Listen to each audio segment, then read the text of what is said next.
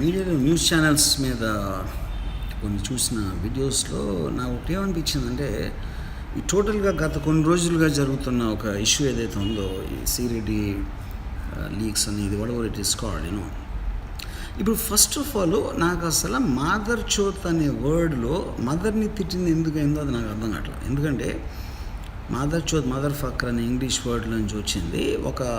ఒక మగాడు తన అమ్మని గురించి కూడా ఇలా ఆలోచిస్తాడని మగాడిని తిట్టిన తప్పది, మగాడిని తిట్టిన తిట్టు అది ఎలాగ మదర్కి వర్తిస్తుంది అనేది నాకు అర్థం కావట్లేదు.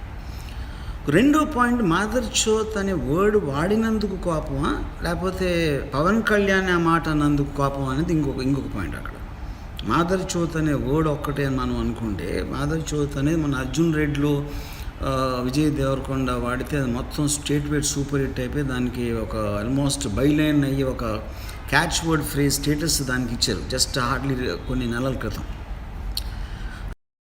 ఓకే, అమ్మాయి అంటే ఓకే కదా, అదొక పాయింట్. రెండోది, తిట్టు అనేది ఒక ఎక్స్ప్రెషన్ ఆఫ్ యాంగర్. టక్ అని ఒక యాంగర్ ఒక ఎక్స్ట్రీమ్ లెవెల్ వచ్చినప్పుడు ఒక మనుషులు వాడతారు, అది అందరూ వాడతారు. తిట్లు అనేది నాకు తెలిసి మొత్తం మోస్ట్ సర్వసాధారణం.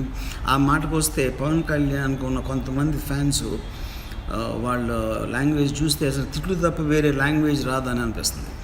అంత మాత్రం పవన్ కళ్యాణ్ అందరు ఫ్యాన్స్ అలా అన్నారని నేను అంటలేదు. ఎందుకంటే పవన్ కళ్యాణ్ నేను కూడా పవన్ కళ్యాణ్ ఫ్యాన్, మా ఇంట్లో మా మదర్ సిస్టర్ అందరూ Pavan Kalyan fans.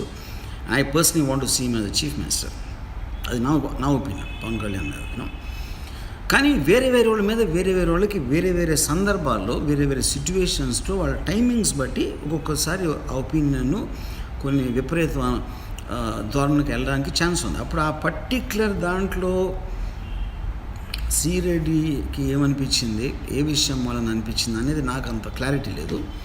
But my only thing ఏంటంటే ఇది మొత్తం మిక్సప్ అయిపోతుంది. ఇప్పుడు సిరెడ్డి definitely she needs credit for casting couch అనే ఒక పర్టిక్యులర్ ఇష్యూని హైలైట్ చేసి ఫోర్ ఫ్రంట్లోకి తెచ్చిన దానికి నా ఉద్దేశం ఆవిడకి 100% క్రెడిట్ అవ్వాలి. ఎందుకంటే కాస్టింగ్ కౌచ్ మనం చిన్నప్పటి నుంచి వింటున్నాం. నేను ఎప్పుడో నేను ఇండస్ట్రీలో వచ్చి 30 ఏళ్ళు అయింది, అప్పటి నుంచి వింటున్నాను దాని గురించి. దానికి ముందు కూడా విన్నాను.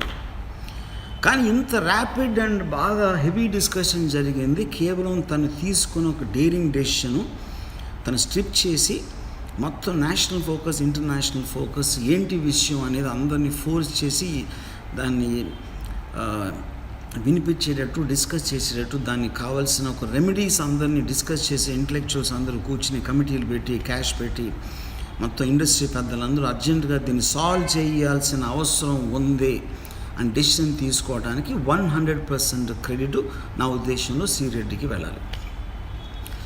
సో ఇక్కడ నేను మెయిన్గా ఈ వీడియో పెట్టిన దానికి రీజన్ ఏంటంటే, ఇప్పుడు ఇన్ని ఇష్యూస్ ఉండే, మాదర్ చోత్ అందా, పవన్ కళ్యాణ్ అందా, లేకపోతే స్ట్రిప్పా, లేకపోతే తన పాస్ట్లో ఏం చేసింది, లేకపోతే ఇప్పుడు ఏం చేయబోతుంది ఏంటి, అసలు కాస్టింగ్ కోచ్ సిండ్రోమ్ ఏంటి, ఇవన్నీ separate issues. Each of them అది వేరేగా చూడాలి. కానీ అన్ని కలగోసి ఒకే గంపలో వేసి దాని వలన మొత్తం మెయిన్ ఇష్యూని సైడ్ ట్రాక్ చేయటం అనేది I feel it is more irresponsible than anything anyone has done, you know.